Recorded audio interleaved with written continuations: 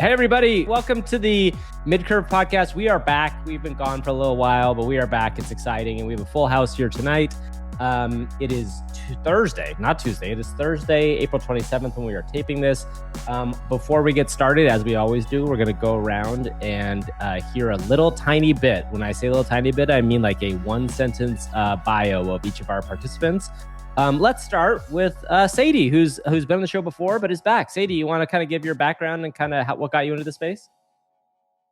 Sure. Hey, guys. Thanks for having me back. I work in TradFi. I'm a financial services private equity investor, and I got into this space in the summer of 2021 when I failed to mint Bored Apes and minted some other thing instead.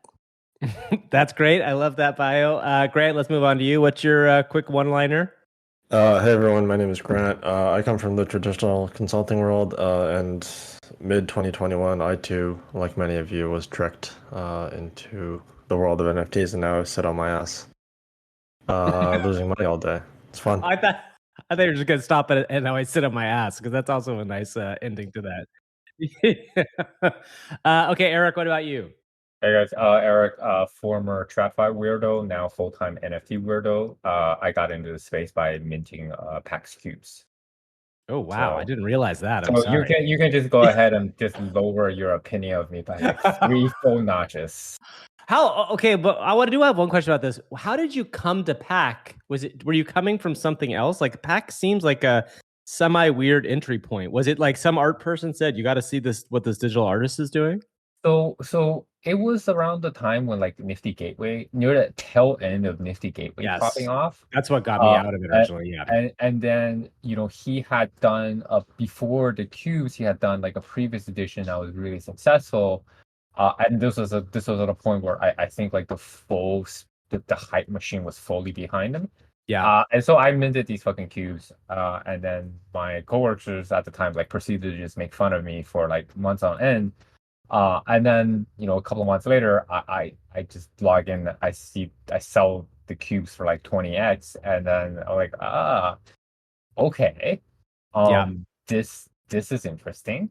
And now that was sort of at the same time, when Punk's Bored Apes and everything was taking off, and that kind of drew me into the space. Right. That makes sense. Okay. Let's see. Salty, what about you? You want to introduce yourself? Yes. Salty. I own some crypto. I'm a researcher, and I guess I'm here because I can read white papers and only get slightly less confused than most people, I guess. You're pretty good at it too. Okay, really quickly, my name is Wonky Donk, aka Gavin Purcell, and I am a media person, and I spend too much money and have lost a lot of money on NFTs, and have never really done that great a job of buying anything, but I find them interesting, and I continue to do so. So there we are. Okay, let's jump in for this week. It's been another weird week of crypto stuff. I mean, it's hard to kind of encapsulate the world of where we're at right now. Let's do our one word kind of about the market things, because I think that in my mind, we are now in, my one word is going to be like, I guess purgatory is a word that I would use. I feel like we're in purgatory, and that doesn't mean we're in hell, which, it's like clearly it's not the end all. It's not the end as much as people might want to kind of paint it as. I also think we're a long ways from salvation. Like we have to do something pretty significant to get ourselves back to the promised ground. I don't know what that is, and I'm not sure how to do it right now. So that's what my kind of one word for the market is. Sadie, if you had to pick one word to describe the market in your mind right now, what would it be? My word is Pepe. Okay, pretty good. And why is that? I think it's meme meta. Both on the limited volume we've seen on the NFT side, and then on the shitcoin side, it's all about the memes. Yeah, that's fair. I also we'll dig into Pepe a little bit today too, because we kind of haven't had a chance to talk about it as a group, but like definitely some shenanigans going on there. But it's an interesting conversation to have, and I think we should dive in. But first, what about you, Grant? What's your word to describe the market this week? Clown car, which is just a less eloquent way of it's a less eloquent way of saying what you already said. We saw literally yesterday how much liquidity is in this market just push around Bitcoin and Ethereum like they're fucking exactly like they're Pepe or Jesus or whatever the heck Sadie has been into this week. And there's just not enough attention and liquidity right now for more than one narrative to last even a couple of weeks. So that's where we are, and that's I think where we'll be until traditional markets capitulate and then correct, and then we start a new economic cycle. That's been my thesis, and I've been repeating that for the past few podcasts, so I won't belabor myself. I know it's been like, I feel like it's been 6 months at this point, but I totally hear where you're coming from. Salty, what about you? What is your one word for the market this week? It's going to be a portmanteau or hyphenated like it always is. This one's Jared from Subway for two reasons. One, Jared from Subway, the MEV bot, was eating, sandwiching people nonstop during shitcoin season, which is really MEV season. And two, just like Jared from Subway, we're slowly wasting away to nothing as in terms of if you look at indicators like stable coins and stuff. I mean, it's been big trades. You feel this in price action because there's less money on chain slushing around. So we're losing weight, but not good.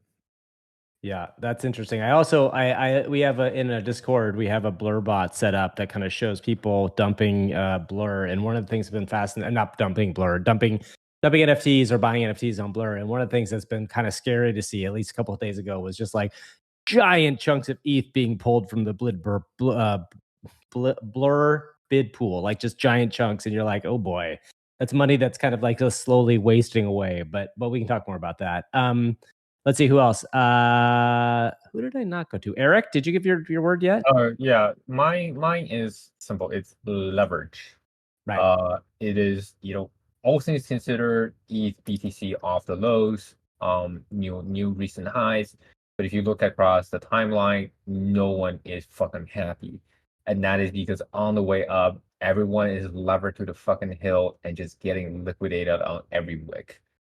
Yesterday was instructive, where I think if you spent the day trading, whether you were long or short, you probably got liquidated and lost money.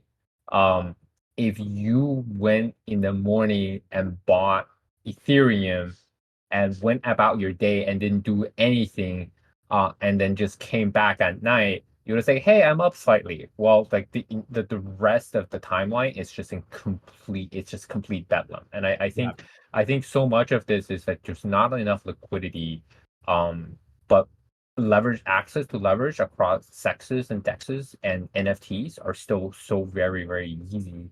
So that when these moves, when you have these outside low liquidity driven moves, it has an outsized impact on people just because you're back levering like irresponsibly by irresponsible amounts on the back end, and you are literally like on chain seeing 8-figure accounts grind down into 6 over a matter of weeks in a price environment where the overall trajectory has been up. Yeah, do you think it's just so I understand as somebody like a layman, like in this world, like those are people who have tried doing leverage trading and just gotten burned on small moves? Is that what you're saying? Yeah. So look at yesterday was a great example, right? Like Ethereum starts the day at 1838. A massive short squeeze ensues in the next several hours, where it ensues from 1828 to 1960. And if you're tracking leverage long positions, you can basically see people FOMOing and chasing this on incredible leverage, because the allure of leverage is always, hey, like I can make a lot of fucking money if I use the leverage and I win. And so why wouldn't I do that? It is quote unquote more capital efficient. Right. Obviously, the offset is that if you lever it enough on a small wick, you get fucking lanced. And so if you're trading at, let's say, a conservative leverage ratio of 50 times, a 2% move will basically wreck you. Very conservative. Very super conservative. And so what proceeds to happen is like 2 hours after ETH hits 1960, the mother of all meltdown ensues. Like $300 million of open interest gets wiped out, and you round trip and basically start out where you end up where you started at the beginning of the day. The only difference is over that period of time, hundreds of millions of dollars of leveraged long positions piled in, and then it just proceeded to get liquidated in a 5 to 10 minute block. And it's just completely toxic. And so I think like I think that really is the sense of the feeling that I get across these marketplaces, well, whether it's cartoons or coins, it's just like so much leverage behind everything like these, and then you're in like a kind of a narrative lull. So these like no one, even though prices are better than where they were a year ago, like no one is happy, and we're just all fucking miserable. That's a good title for the podcast this time. No one is happy and we're all fucking miserable. I just want to ask on this, especially Eric, now that you've gone full mentally ill into leverage stuff, like are there consistent winners here, or is like are there real outperformers? Is there like a Steph Curry of leverage trading, or is it mostly liars and fronters and everybody's losing like 50-50? No, so the TA guys, and I used to like not be. I used to kind of make fun of TA coming from a traditional like a TradFi background, because it usually the only times I see people using TAs is like 50-year-old billionaires that have nothing better to do than day trade, and but I kind of understand the utility now, because the consistently successful traders follow a system, and usually TA is, for most of retail, the most accessible system that you can pick up and learn. And so half of trading really is about not fucking up, making mistakes, and revenge trading. And if you have a system, any type of system, where the moment you get the sensation to like make it all back, it tells you not to, and you wait, that usually is super plus EV for any trader. So even though like your hit rates aren't materially good, and most guys I follow on the time, I don't have materially good hit rates, they can avoid enough of the mistakes so that when they do hit, they hit big, it more than offsets on everything else, and they kind of consistently grind up and make money. But like I think most of retail loses simply because it's just a game of like, you have a system, you play the odds when they're favorable, but the odds don't always work out, so you're still gonna get fucking lanced every once in a while. And the difference between someone that is successful and someone that is not is basically the successful person can just get absolutely obliterated, go right back to trading as if nothing happened, follows the system, the same system, and take the emotion out of it, and eventually come out successfully. And so like I'm not versed enough on TA to really speak to the specifics, but I think like from an outsider's perspective, where I see TA really playing out is that it just gives guys like a playbook, and then they follow the playbook, and having a playbook, it already puts you in like the top 10% of retail traders by virtue of being able to kind of follow fucking planet. One thing I have a question about leverage trading is like, how many people are actively out there leverage trading crypto? Is it a big business? Is there a lot of people doing it? Yeah, it's why CZ is probably one of the richest people in the world. Yeah, that's interesting. It's that he, the major innovation of crypto, as Salty mentioned before, is the perpetual contract, which allows you to basically trade futures on leverage, and the underlying business of providing funding, charging people a funding rate on those contracts. Yeah. It just becomes an insanely lucrative business for the market, for the exchange operators. It's what's kept the space going, actually. Right. While Vitalik has been building, essentially. Everyone's been at the slots and the craps table, while two builders have been, doing their thing slowly and steadily. Yeah, nothing fucking works here, right? It's just like there's still no product, and so the most meaningful utility for crypto right now, it's probably the world's greatest open air casino. Right. Because we can all be degenerate anywhere in the world, and we can all speculate as we watch other people win or just completely get obliterated. And which the win to obliteration rate is about like a very, casino, very skewed. Which is probably 10%. Speaking of that, Graham, it reminds me of something you've been talking about this podcast for literally months, if not longer. Like, we talked about the Ben Dow liquidations, and something, that kind of happened and went over last couple of weeks is there were definitely been DAO liquidations. I mean, I think in part that Franklin got liquidated in some of his apes, and apes dipped below 50 ETH for the first time, and I don't know how long. Like, what I assume that is, something that you feel like we've now hit. Do you feel like there's more of that to come, or have we kind of now hit that point where liquidations are happening even in the NFT space, and that maybe there's a turning point coming? Yeah, I mean, I don't think there's like a V-shaped recovery coming anytime soon. I tend to think of any recovery for a risk asset with the profile like NFTs to be like pretty U-shaped. But yeah, I think we're probably there. I mean, I haven't checked BendDAO this week, but Franklin's done. A couple others who I happen to know were leveraged pretty heavily in the ecosystem are done. And it's largely just a waiting game, I think, right? Yeah. Because there are a heck of a lot of people who want the assets. Maybe it's not the ape with the crazy asset they want, right? Maybe it's other collections. But they're just kind of slowly and steadily accumulating and waiting for things to get better. So I don't think I've been overly bearish this whole time. Just more.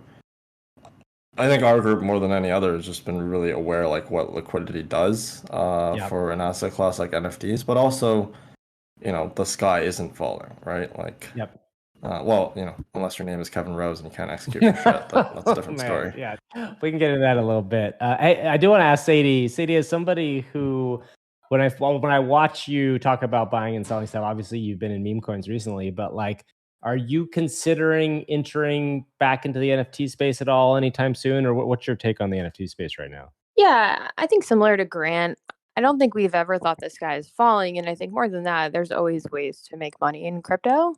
And so I've tried to be opportunistic around creating a system to identify where those opportunities exist before they're so numerous that it's too overwhelming to do. And so, continuing to be in the market despite the fact that there's not a lot of liquidity, I think is what a lot of us have done, just to make sure we're literate in it for when all the capital comes back. Yeah. The question is how long that takes, right? That's the thing. Like I've been literate for a long time, Sadie. I feel like I've been literate for about a year and a half now, and it's still not here. So one thing I would say is Hedge Fund Alert is like kind of an insidery publication in the hedge fund space, and I think it's probably been a year since there was any mention of crypto. And then within the last few months, there have been multiple mentions of new launches of crypto funds. And so, I think there's definitely, what do we call it? Green shoots. There's possibility of institutional capital coming back. And I think probably what that means is we've more or less bottomed, to Grant's point. Dude, that's interesting because I forget who put out the report. I was reading something this week about how VC funding in crypto projects all-time low. Yeah, all-time low. Of course, a lot of focus has gone to AI, and I read that and I was like, cool, dope. Name one good VC project that's come out. Okay, not like obviously that's being too cynical, but. That's interesting that you're saying that, Sadie. So, like, maybe there's some folks out there who are also realizing the bottom is in and are starting to want to like turn the binoculars back towards our little corner of the world, huh? I mean, it's always like capitulation feels weird when you see it, and I think the biggest, we talk about trying to stick with stuff and stay through stuff. Like, the key is like when large players leave and people like Franklin and they eject, or our favorite Eddie is Kongs and all those people who have been in the space for a long time, when those people capitulate, there is a turning point, and it feels like maybe we're close to it, which is interesting. Sorry, Eric, what were you going to say? You had something you were going to say. Yeah, I think that the other thing to take notice of is like it's been a sort of a tale of two worlds for NFT for like crypto institutional investing, because I think a lot of crypto VCs that raised money during like the 21-22 period are in a tough spot because they raised a lot of money. They probably funded deals that are now way underwater. And they've never been in a position where they've actually returned capital back to their LP. So it just unless something changes, it's just going to be very, very difficult to raise additional vehicles. Where I think crypto still has been very notoriously profitable is on sort of the systemic quant trading side, right? Like when you think about, the prop arms at Jump, Wintermute, those have been consistently profitable strategies. Alameda obviously was a fucking massive outlier in the sense that they just kept losing money. But I think a lot of traditional operators are kind of looking at the space and saying like, well, things like arbitrage, basis trades, they actually work in this market because it's very inefficient. And I think that over time is going to continue to attract a lot more funding. Like I know for a fact that a lot of the early basis traders, that started crypto, in 2012, 2013, doing like the exchange arbs, like made hundreds of millions to billions of dollars over that period of time. So I think people within the institutional space like do understand. And eventually, like when they see competent managers or like viable strategies, they're gonna put money behind it. But I think they're gonna be a little wiser and just not give money to like a bunch of 20-year-olds that proceed to get rugged on, for like millions of dollars on like a shady Telegram ICO. Yeah, I would say Salty, I think, agree with you on your characterization of VCs. The nice thing about hedge funds is they actually buy our coins. They don't just sell them to us. And more than that, they inject real liquidity into the market. Market makers make money in crypto, less so in other markets, but they also provide a service. And liquidity in the market has been really lacking since FTX. And so I think, there's definitely a benefit there. There's a world where like all of the stuff that we've dealt with now, and it's April and FTX happened in November, like all of the stuff that we're still in the middle of is FTX related. Like I think a little bit about the regulation conversation, which we can probably get into a little bit, that Coinbase is suing the SEC around not responding to their request for better sense of what the regulations were going to be, I think last July. And I think this is really like seen as from the crypto world as like finally somebody stepping up to the SEC. But like in my mind, the FCC stuff all really ramped up in part because of the XTX thing, and obviously Gensler, had connections to SBF. What do we think about that Coinbase thing? Like, I don't know, Grant, do you think that Coinbase lawsuit's a big deal, or is it mostly just kind of like, like something to talk about, and ultimately there's not going to do anything?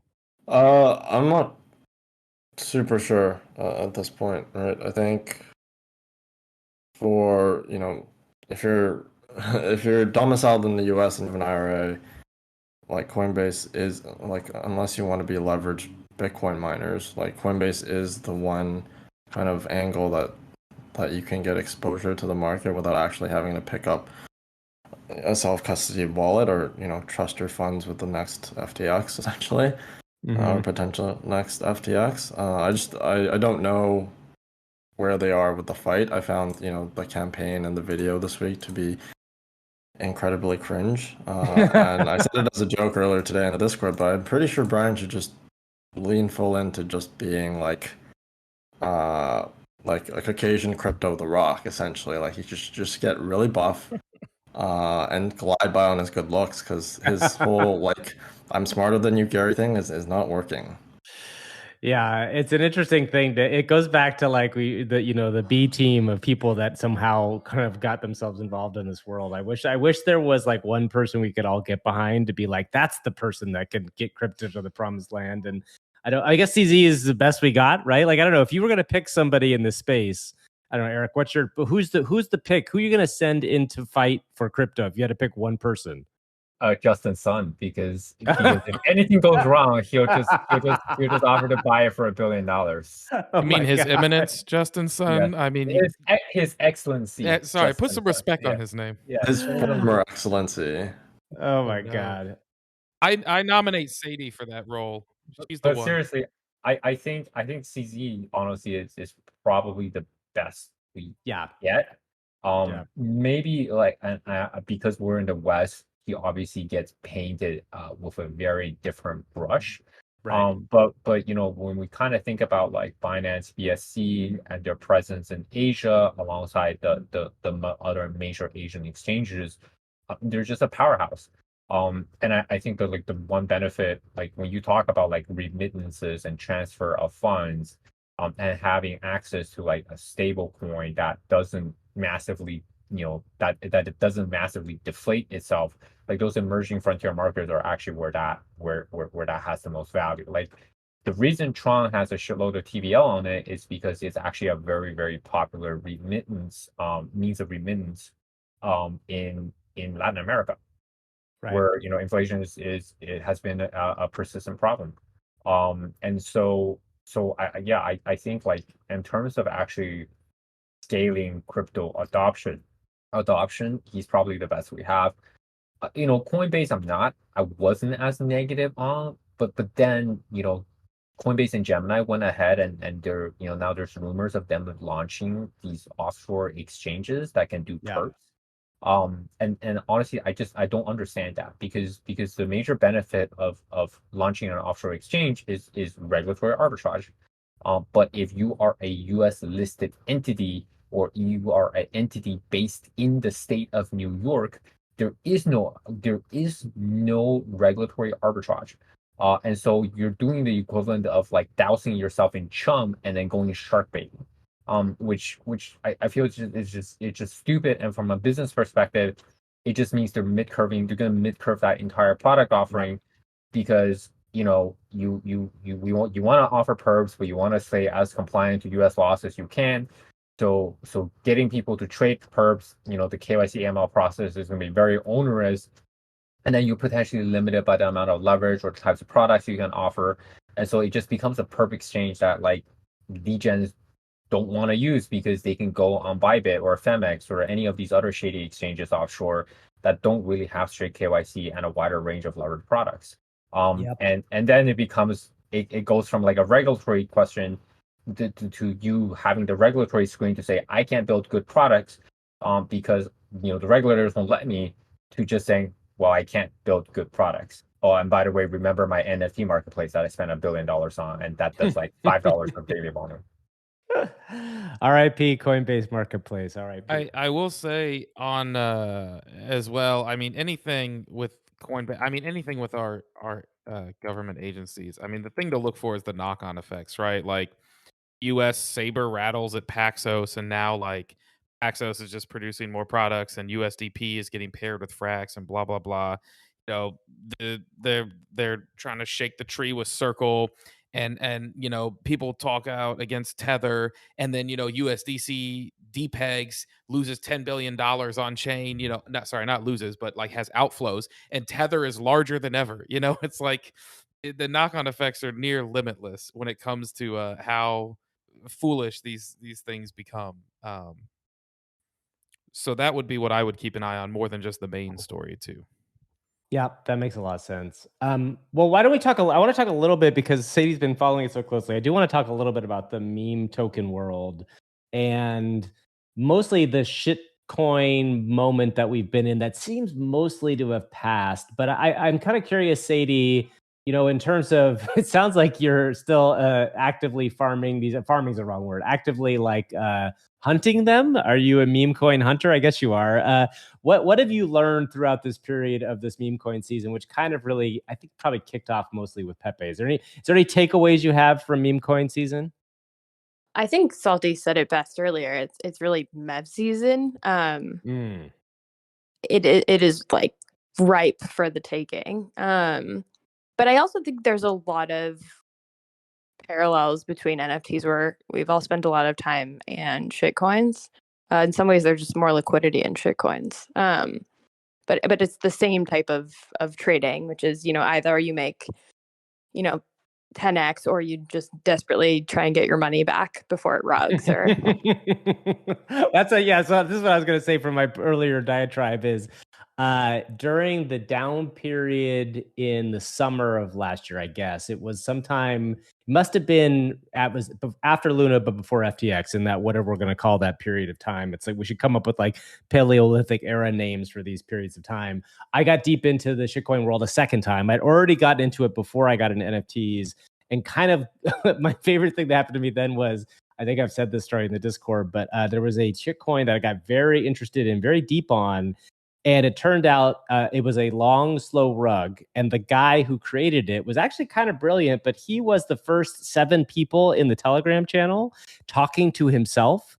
So if you went back, and he created these 7 characters and continued them on for months and had these conversations going on. So shout out to that guy, big creativity. But shitcoins are so interesting in that they are really, you're right, Sadie, you have to find the liquidity. The liquidity times have to be there, because if it's not there, it's not even worth playing. But then second of all, it's really a crapshoot, almost more than NFTs, in that like you're basically picking on a name. You're picking on conceivably a Telegram channel, but even then you really have no idea. And maybe you're picking on the people who are shilling it, right? But those people who are shilling it probably got their bags, way before you. And at the moment they're shilling it, they're looking to dump their coins. So like, it is such a tricky thing. But I think that the interesting thing about this particular season was that Pepe, if you were in it early enough, you made so much freaking money that everybody who saw you do that wanted to find the next thing, right? And this is in the same way that NFTs has happened, but like with shitcoins, you can actually get wrecked much faster, I think, because it's like going to a blackjack table at a much higher limit in terms of how much quicker the cards come out and how much quicker you can push stuff around and how much quicker it can rug. I mean, Sadie, in your adventures in shitcoin land in the last little while, like how many direct rugs did you put money into? Too many to count.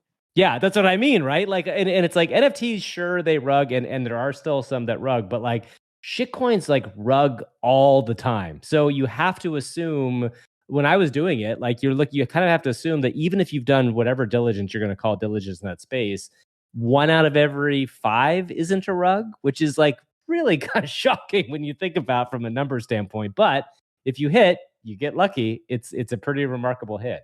But did you hit on Pepe? I hit on Pepe. Congrats. Hit on a couple of others that I now realize are probably inappropriate to say out loud. Can I ask what? Can I ask one question about what market cap did you get into Pepe at? Just under $1 million. Congrats. Big win. That's a nice win. Nice job. I've lost it all. Don't worry. There you go. This is the shitcoin casino. Yes, but I'm learning, right? Oh, sure. You're learning. You're learning, Sadie. Sure. Here's what I would say, which is I always tell people that JPEGs are like a perfect distillation of human emotions and behavior, because there's no utility. It's just a JPEG, and with shitcoins you don't even get your own. It's just a word, and so it's an even more perfect distillation. The blind faith with which people will ape things that have a 90% probability of being a rug just to feel the feeling is amazing. Yeah. I mean, you've got wallets doing like 150 rugs in the last few weeks.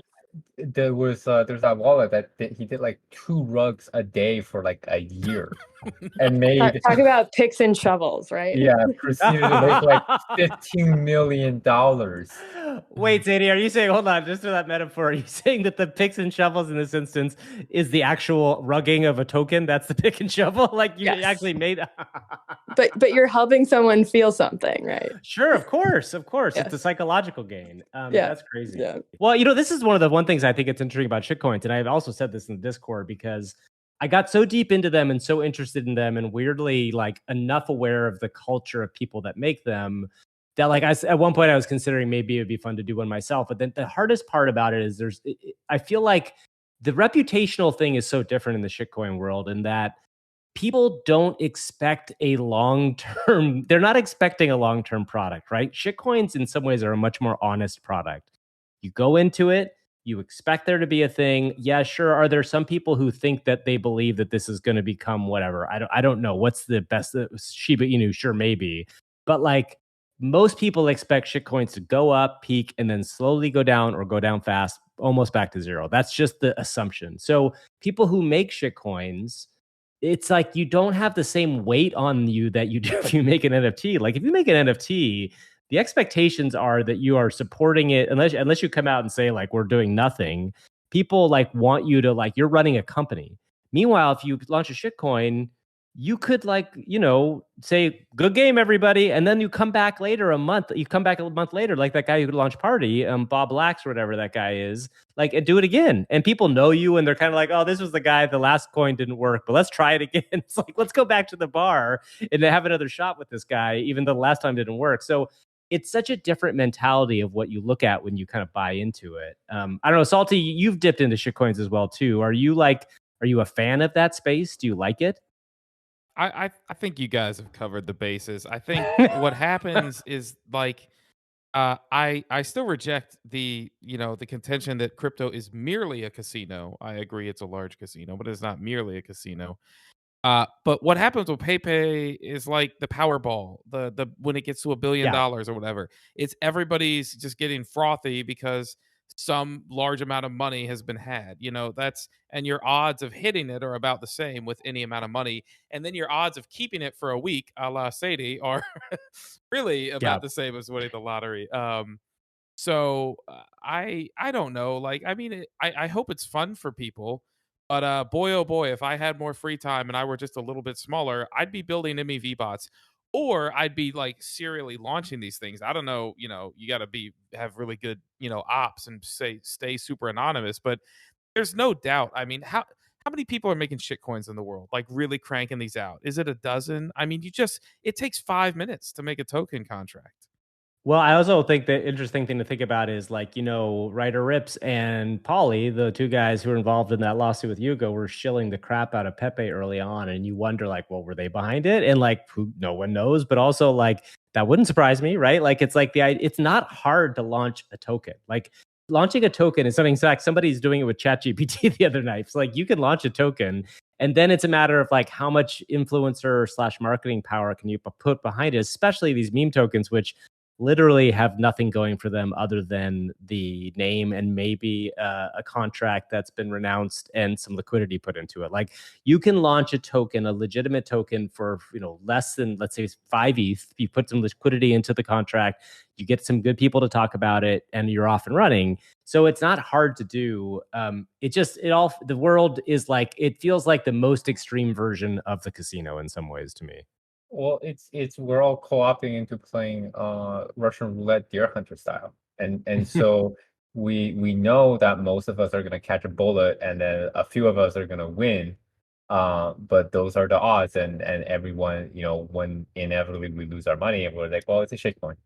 And so that's just it's just the nature. It's just the nature of crypto and why it's great.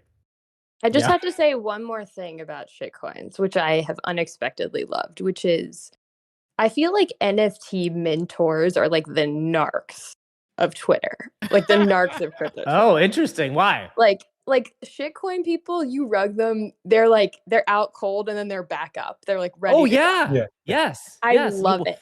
They're not like whining in the Discord about the roadmap. That's what I'm saying. I'm saying that in some ways it's refreshing in that space because the people who make them, you're just like, oh, guess what? We all lost on this one together. Let's try again. It's like it's like this group idea. Like, in fact, one of my favorite things about shitcoins, and Sadie, I don't know if have you done the whole Telegram thing in shitcoins? Like, are you going to the Telegrams? Oh, I got the Google Translate up for these Telegrams going. Yeah. So the Telegram. So one of my favorite things to do in shitcoins, and I didn't have enough time during this last run, but there's a great. In fact, I'll tell you guys what it was. There was a friend of mine who told me about this really great Telegram channel, and it literally is a really interesting channel. The channel's called iToken. iToken is one word, and the one that I'm on is iToken Ethereum. And what it basically is it's a channel that shows you when contracts have launched when Liquidity has been launched, when it's been added, like you can see them come out and you get like updates in this channel about exactly when things launch. And one of my favorite things to do of all time is like go into these new telegrams as the telegrams come out and just watch people try to figure out if the people running the thing are rugging them or not. And you start to get to know these characters who there are these recurring people. And then somebody will figure out is like, oh, it's this guy. And everybody's like, oh, that guy, he's back again. And then they all leave the channel together because they know if it's that guy, you got to get out as fast as possible. And then there's other ones where it's like, oh, look, it's this guy. Guess what? Let's bring everybody in here. And it's like, oh, that guy knows what he's doing. So we're going to stick around. It's like, it is a very weird, another version of community. But you're right, Sadie, like, nobody's in those channels for months at a time wondering what's going on, unless it's a token that like took off. Like I'm sure 2 months from now when Pepe's market cap is like, $5 million and it's whatever, it's, I think it's under 100 now, went up to 130. When Pepe's market cap is $5 million, there will still be a lot of people in that Telegram channel who DCA'd along the way, who are wondering what's going on with the token. And meanwhile, the founders of the token are going to be like, in Barbados for all we know, doing, their life. And it's a game where you move from thing to thing much faster, I think. I don't, Grant, Grant, you don't play shitcoins at all, do you? But by play, do you mean make money off of them? Because I definitely don't. Okay, fair. But I will say, yeah, go ahead. It's really fun. It's just I think I get whiplash from it. Because I'm not plugged in and I don't have the right tools and I don't care to check Telegram. Yeah. I think obviously, NFT people are kind of at the stage where culture is less apparent, and now it's, letter writing campaigns on top of the broken promises that they paid for. I probably don't ascribe to the same theory Sadie does, though, that like shitcoin people are better people or happier people than NFT people. We're just, not seeing the ugly side. Because Pepe could very well be like this cycle's Shiba or Doge, right? But Yeah. I just want to be clear. I'm not saying they're better or happier. I'm just saying they can take a punch. Oh yeah, that's fair. Yeah. One of these things, like, and it might not even be Pepe on ETH, by the way. There's Pepe on other chains. Wink, wink. But for the rest of everyone else who's holding, including myself, holding and buying all this other garbage is, we know the ending to the story already, I think. Yeah. Well, it's funny because even like one of the things we were talking about earlier is the liquidity, lack of liquidity across much of this stuff. And like I went and for the first time bought some NFTs the other day, which, speaking of Pepe, they were the world famous PP Pepes, which are little tiny Pepe things, and they were fun and everything. And I was like, this is cool. I'll buy a few of these at whatever 0.05. And they had a little run up to 0.08. I was like, oh, this is great. Maybe this is not the new Nakamigos. And then like the bottom fell out because like I think in the NFT market, there is no project that's holding liquidity in at the lower levels, at the entry points. Then I just haven't seen one for a while. Really, Nakamigos was the last one, and it's down pretty bad now too. I think it's interesting to think. One last thing I did want to say about NFTs, and this kind of is an interesting thing I think we should talk a little bit about, is that both, in fact, I do some work with overpriced JPEGs, and one of the things we did a deep dive on Memeland recently, Memeland and Azuki. And Memeland and Azuki are like the only two projects over the last 30 days that are kind of up significantly. And Memeland is up quite a bit. Sorry, Grant, I know you got out of it not when it was up, but I want to talk a little bit about the Asian market. And this maybe gets back to like the CZ stuff, but like it does feel like the Asian market is much more alive. And when I say Asian market, I mean, I think mostly people buying, this is Hong Kong, Japan, I guess some people in China, although I don't know exactly how that works, but it does seem like the Asian market and Asian whales are still kind of alive in the NFT space, where the other sort of Western whales may not be as alive. I mean, you look at Franklin dumping and getting out, and even Jimmy and those people that are like old school ape people. Is there anything? What do you guys think about that? Is there anything different about the Asian market, and why are Asian buyers kind of still in when others aren't? Does anybody have a thought on that?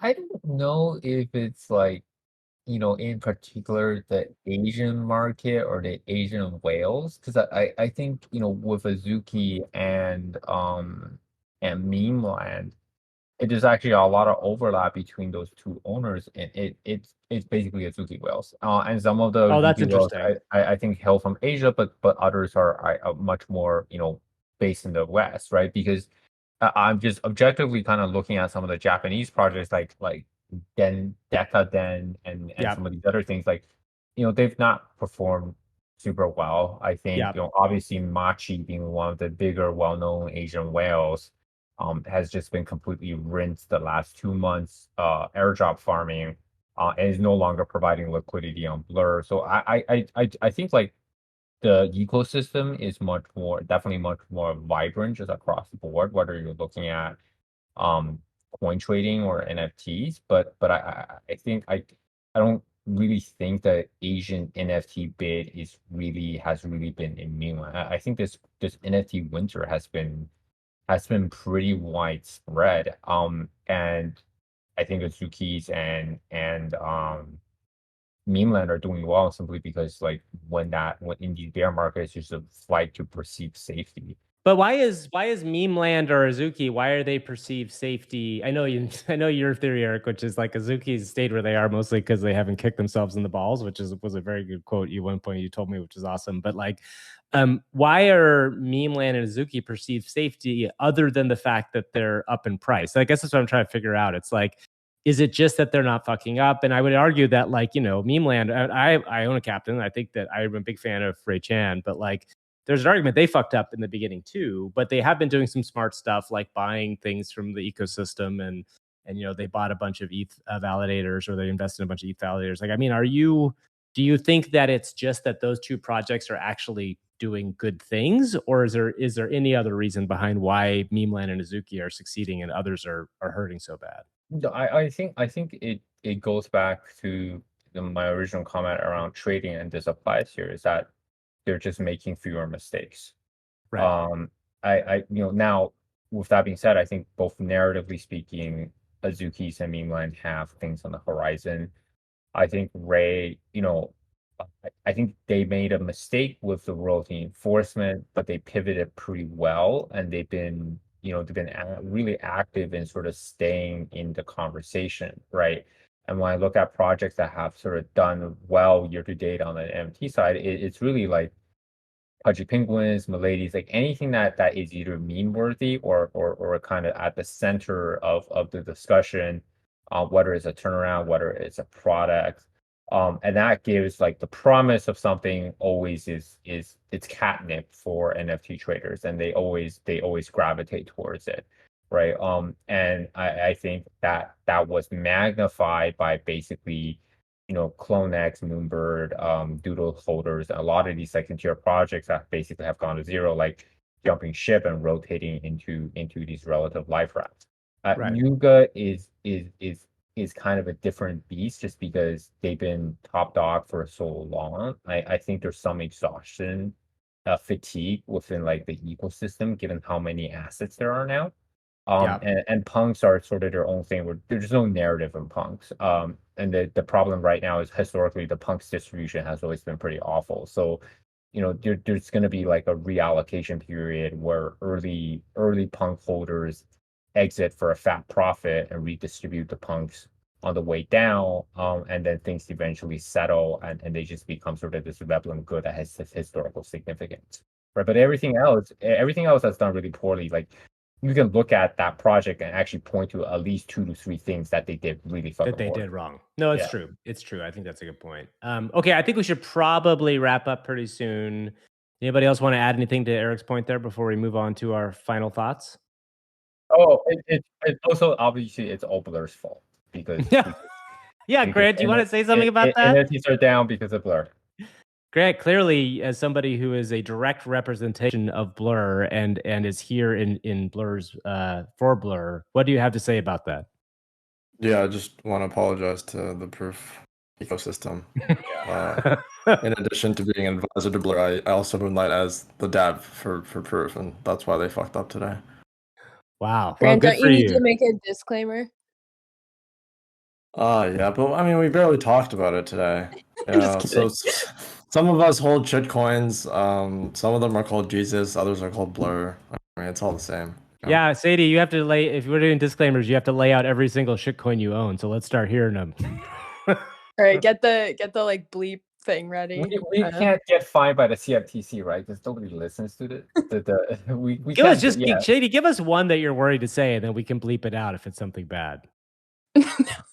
No, I own well now yeah, I don't none of these are actually that dirty. I own Arthur, like from the children's books. Oh, I would have bought that. I'm glad I didn't see that. That's fun. Did it fail? It went to 0. Of course. Yeah. Yep. I bought some Herald that went to 0, which was always good. I probably we'll say one more thing about this shitcoin thing is that like the people that think this is the first Pepe coin, or that the idea that like this Pepe coin like is, oh, of course it's working because it's Pepe. Motherfuckers, there's been like 50 Pepe coins or more, right? There are so many Pepe coins that have launched over time. Like, what the funny thing about shitcoins is like you could go relaunch Shiba Inu right now if you wanted to, or call it whatever else. Like, it's so easy to relaunch something under the same name, and it just has to do with momentum and has to do with everything else. So anyway, have fun, enjoy your shitcoin world, and dip in if you like to, but just know it's like, say, like what happened to Sadie. If you have a big win, the best bet is to walk away from the casino, not to immediately invest into it else, or you'll lose it all. I'm sorry, Sadie. That wasn't meant to be a chat station. Always double down. Always double down. When you hit it big in Vegas rules, you hit it big at the roulette table, you double down. That's how it works. I will give one piece of advice. In general, DCAing on shitcoins is a very bad idea. So keep that in mind. You think it's going to come back. It does not work. DCAing does not work on shitcoin. Okay, let's jump to our final thoughts. Let's see. Salty, is there anything this week that you are looking forward to in the week coming up? Ooh, I don't know. More ETH locking forever or being staked. Some Curve USD contracts have been deployed, so soon, maybe in the next 5 years, that launches. Frax, something to look forward to. Yeah. I mean, there's always stuff going on in DeFi. Frax is making lots of base pairs. The landscape of large traded pairs on large dexes like Curve is shifting a little, but yeah, let's go with that. Some new stables. There's always some cool new stables coming out, and now's a decent time to launch them because there won't be the insane hype cycle that kills them with radical speculation. God, this is a dumb question, Salty, but can you make money on those? Like, how do you make money on stable coins? And this is me, who's not a deep DeFi person. Like, what do you do? Do you just take, like, is it because you get yield on them? What's the money experience on stable coins? I think maybe everyone who listens can go Google seigniorage and then Google the cotillion effect. Everybody wants to be a money printer. I mean, it's the most lucrative thing you can do, or be right next to the money printer. But yeah, the backed and super regulated ones, I mean, they're doing something with cash they have on hand. I mean, it's the opportunities that open up to you when you are a stable producer are near limitless. And the more of it you fractionalize, the more money you can make. So Terra fractionalized 100% of it. That's why UST imploded. Frax only fractionalized 20% of it, and they were able to sustainably scrape a huge delta off that while still controlling the peg forever. But since this is closing thoughts, I don't want to go too deep. No, that's fine. Actually, I would love to go in deeper on that at some point. So I think I'm pretty interested in that. But let's skip it for now. Sadie, what about you? Anything you're looking forward to this week? We talked about the Coinbase stuff from a substantive perspective, but I'm a little bit viewing Coinbase and the SEC at this point as like a toxic relationship. And so the SEC is like, Coinbase, we're breaking up, and Coinbase is like, oh my God, like I'm moving. And the SEC is like, yeah, okay. And the video was so cringe, and I just hope it continues for the entertainment value. Oh my God, this is the new reality show. It's like it's Netflix failed at the reality show, but we can watch this. The awkward, like full frontal, like we think crypto needs regulation. It's so low budget. It's so excellent. Just more. Yeah, I told someone that I thought Coinbase bonds were like money good, and then I saw that video, and I really wish I hadn't said that. I would like to claim a point as first mover in our Discord for assuming Coinbase bonds are not money good. Eric, what about you? What are you looking forward to? for me, I'm really looking forward to seeing what happens on FOMEC. Just because Stan Druckenmiller, a pretty legendary hedge fund investor, recently placed a short dollar bet, saying that it was one of his highest conviction bets in recent memory. And this is the end of the potential Fed tightening cycle, in confluence with maybe inflation finally starting to moderate. I think that's the beginning signs of a new cycle for crypto, at least from like a macro backdrop standpoint. And at the same time, I like to make fun of it, but we are starting to see like real substantial product starting to scale and run. GM like Arbitrum obviously has made big waves. GMX continues to scale. Layer Zero just announced a huge round. So I think there's still a lot of good things to come. But next week I think that the tone of the FOMC comments at least sets the sort of sets the backdrop for the next, I don't know, at least like month or so. Yep, that's interesting. Grant, what about you?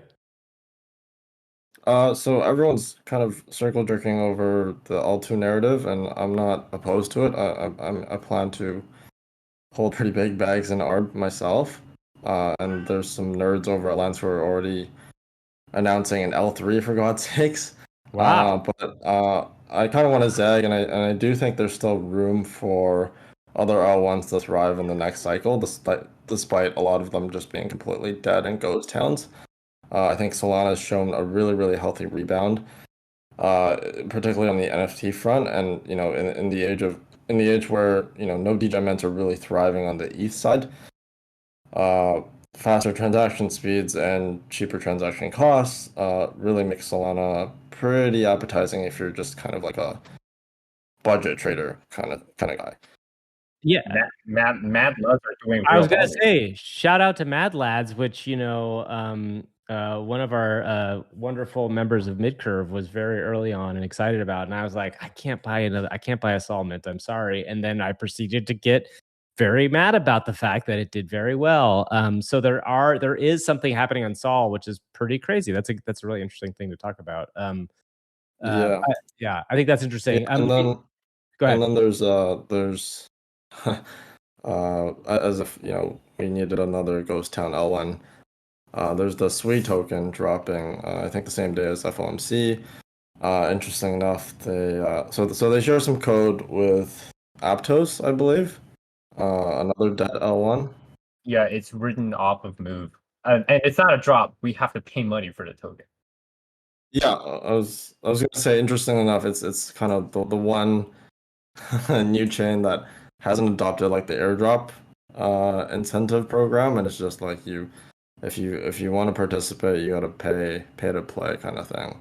And I'm only aware of all this crap because I have access to like I think it's got to be one of the first like NFTs minting on that chain, so I'll be kind of like a forced captive audience to how this new chain will perform, regardless of how Sui does. I do want to reiterate that like a couple, 1 to 2 other L1s will thrive next cycle. I think Solana is going to be one of them, and make your pick of the other one.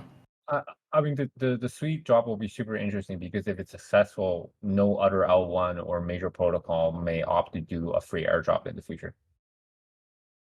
That's interesting. Okay, well, before we go, like, I guess what I'm looking forward to is hopefully some of that shitcoin money kind of finding its way back into NFTs, but I'm not convinced of it. I think I'm kind of interested. I am interested in what Memeland is going to do going forward. I think that Ray has put together some interesting stuff, and so I just don't have hope for a lot of things that are coming out on the NFT platform. I will say one good, interesting piece of news. I kind of thought, even though I'm not a giant fan of artifact stuff, Nike's .swoosh platform has been doing relatively well, and like that's an interesting thing you should dig into and kind of see what's up with it, because like there's a lot of people interested in digital goods, and I think that there's a world where if Nike does digital wearables well. And we all think of, wearables have been kind of a joke up to this point, because when you say the word wearable, you think, oh, wearable is in Decentraland and the thing where nobody's using it.